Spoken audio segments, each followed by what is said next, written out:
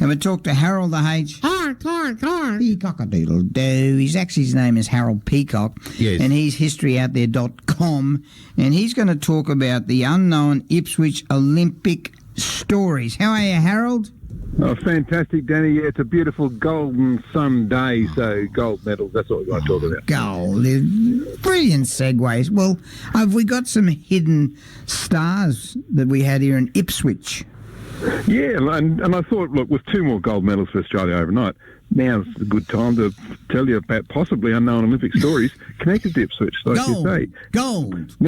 Yeah, now you knew Edwin Flack, he won gold. He was Yes. Australia's first Olympian in 1896. Yes. But it could easily have been Arthur Graham Butler. He went to Ipswich Grammar School. Wow. Now, leading up to those first modern Olympics, Butler was studying medicine at Cambridge University, and he was considered to be the best runner that Britain had to offer. Wow. He was running sub-2-minute half miles, and just months before the Olympics, Butler beat Flack in a race at Roehampton in England. Wow. And Butler's times were better than those that would be run by Flack to win in Athens by some magnitude. Wow. But while Flack went to those modern Olympic Games, Ipswich's Arthur Butler chose to focus on his studies. After finishing at Cambridge, Butler came home here and then set up private medical practices in Kilcoy, Gladstone and then Brisbane. Right. And come the First World War, he was the only medical officer at Gallipoli in 1915 to be awarded the Distinguished Service Order, which is second only to the Victoria Cross. Wow. So while Ipswich's Arthur Butler missed out on that very first Olympic glory, he became a hero in the true sense of the word, didn't he? Then there's the story about Jack King. Now, he was a champion Brisbane cyclist who competed in 2 events at the 1920 Antwerp Olympics in Belgium. Now, the 1916 Olympics were supposed to have been held in Berlin in Germany, but there was a bit of a scrap going on, so they were cancelled because of that war.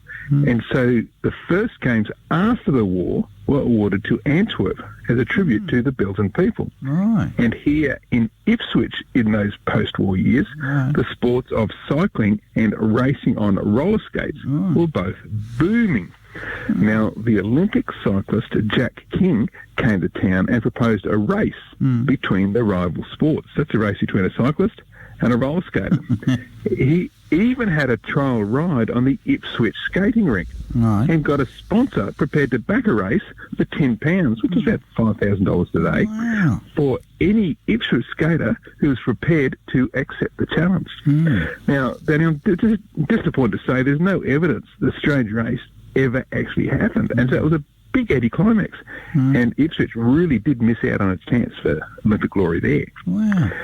Now, the last story I'll tell you about is the Olympic connection to Ipswich, which is right under our noses, just up the road from the Ipswich Grammar Radio studios. Wow. And that's at the Metropole Hotel on Brisbane Street. Yes. Now, you would remember the great Queensland and Australian high jump champion, Chilla Porter. Chilla Porter played rugby too, I think. Well, he certainly played high jump because he won the silver medal at the 1956 Melbourne Olympics, and so was famously all that separated the Cold War combatants of Charles Dumas of the United States and the Soviet Union's Igor Kashkarov. Now, it was Porter's grandmother who was licensee of Ipswich's Metropole Hotel. And in fact, her mother were there for 20 years. But more than that, Porter's great-grandfather died on the site in 1894, and so his great-grandfather is probably still there as the ghost that haunts the place today. So, Danny, next time you walk up Brisbane Street, you should realise that there's a slice of Ipswich Olympic history in the upstairs rooms of the Metropole to this day. Wow, mate. And Chilla Porter, I'm almost certain he was a Wallaby, played rugby for Australia. I'm almost certain. I'm almost certainly, like Itchy's, he was about 6'4" and a string bean, so he would have got snapped in half if he played for Wallabies. He's playing, I think he played second row. But anyhow, mate, I've heard of Chilla Porter. Maybe I'm thinking of another Chilla, because it's not a common name. But, mate, geez, your stories, I just got to keep reiterating how you build the story up, and there's great, good, concise stories, and we love them right here, don't we, Damien? We do. We love them. Do we like them, Damien? We do. We love them. And if we want to hear that story or read so many other good stories about Ipswich, Where do we go? Yeah, you should be just like... In fact, I should give a shout-out to Chilla's brother, Warren Porter, who listens to your show every Saturday morning. So, good morning, Warren. I was a find out about the rugby, will you? Yeah. Was? Did you meet his cousin, Porter Chiller? Yeah, funny man. Okay, yeah, very good. All right, sorry. So he was always hanging around the train station. Now,